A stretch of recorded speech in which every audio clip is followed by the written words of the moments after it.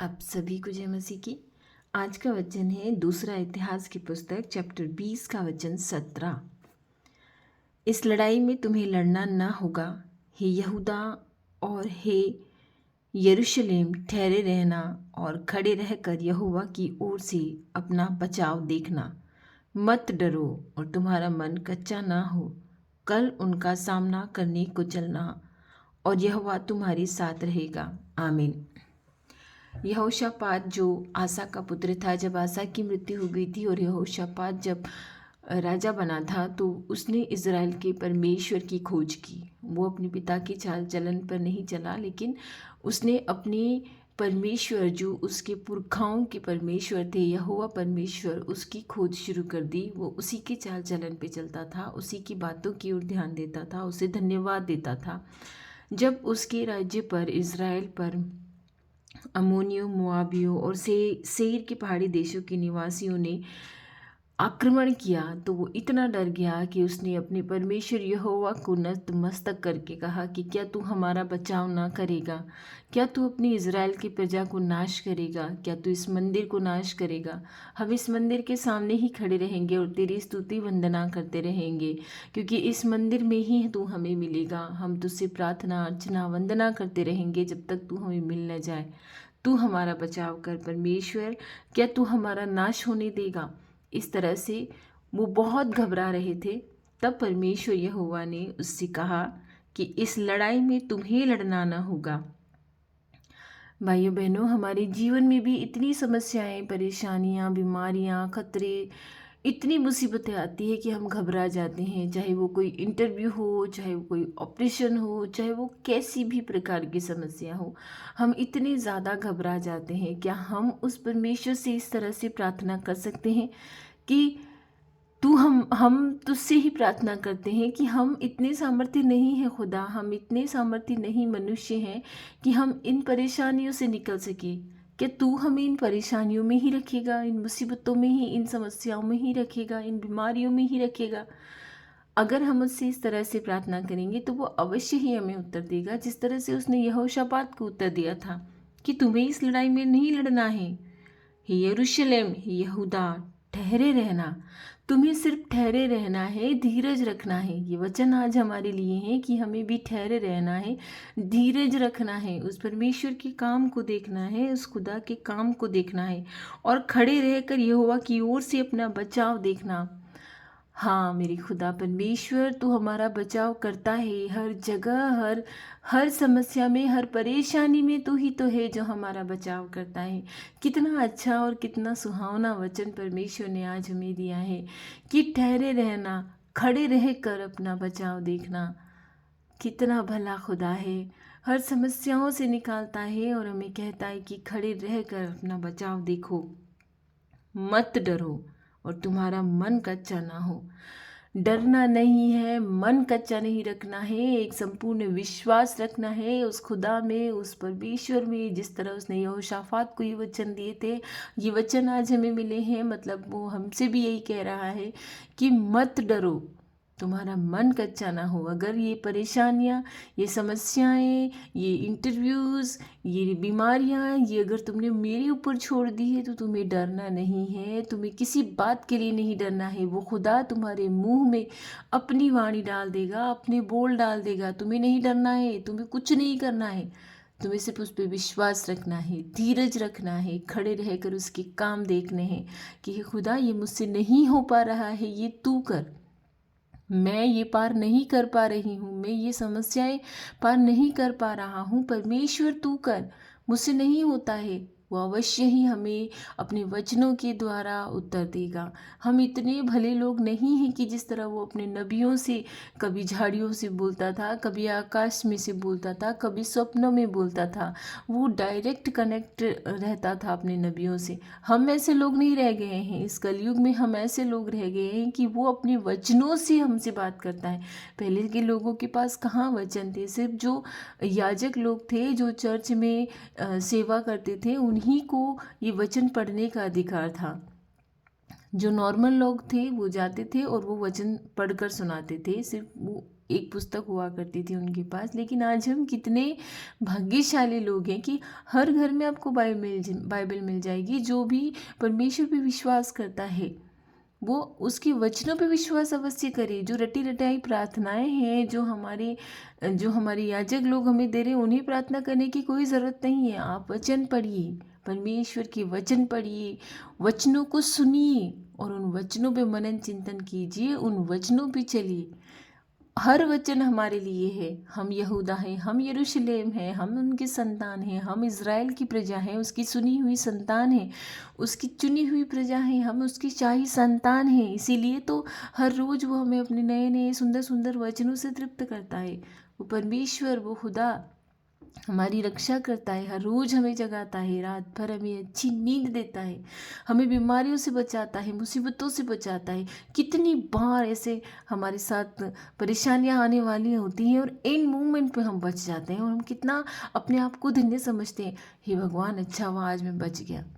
नहीं, हम नहीं बचे, उसने हमें बचाया है। ये उसकी करुणा है, ये उसकी कृपा है जो हम बच गए हैं। हम परेशानियों से बच गए, हम किसी एक्सीडेंट से बच गए, हम किसी मुसीबत से बच गए। वही तो कहता है कि तुम्हारा मन कच्चा ना हो, ठहरे रहकर मेरे काम देखना, डरो मत।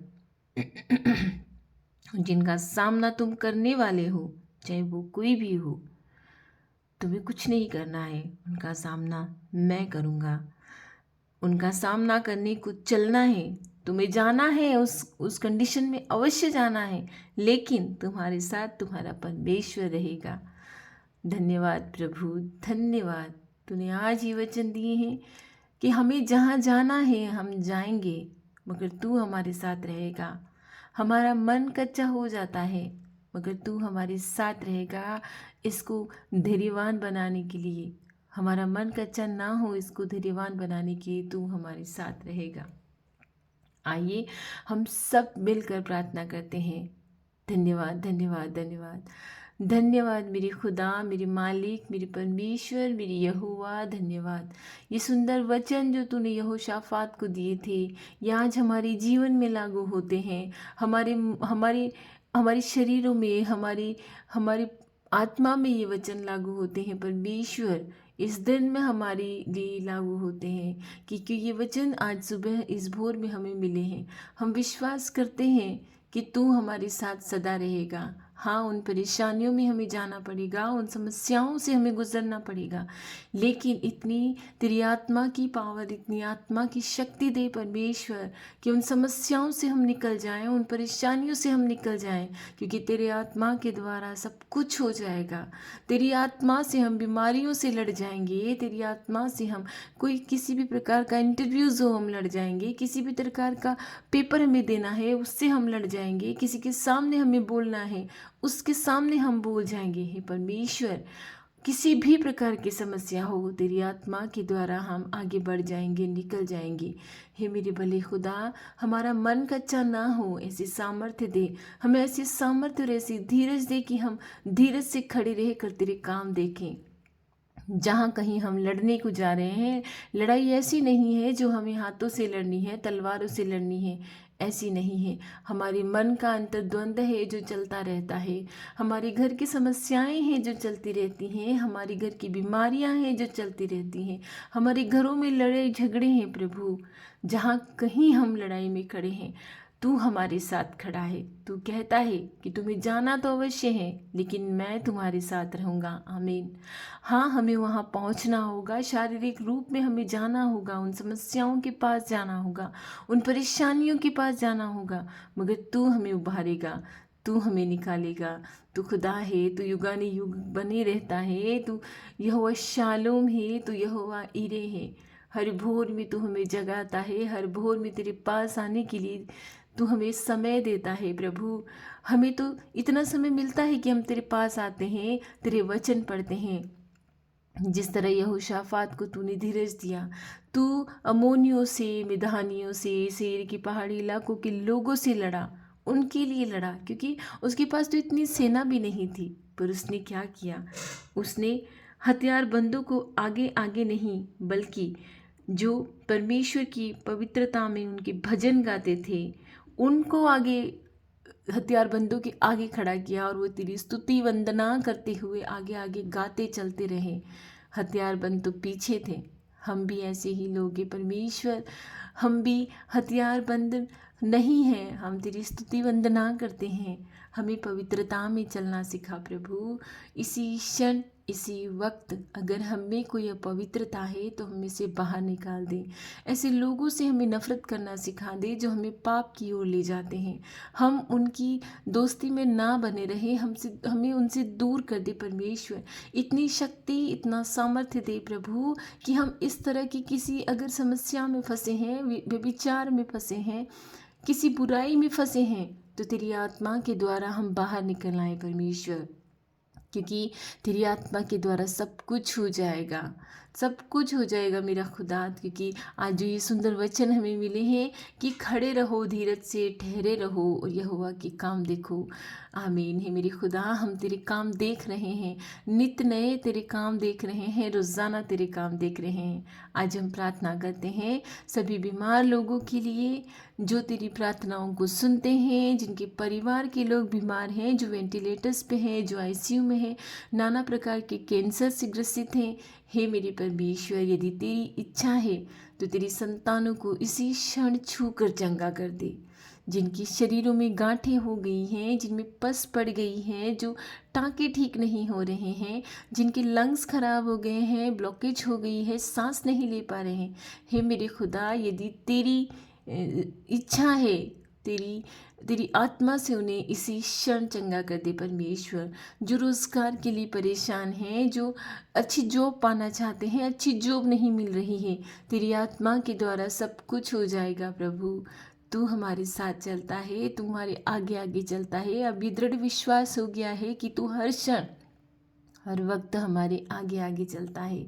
हमें डरना नहीं है, हमारा मन कच्चा ना हो, ऐसी सामर्थ्य दे।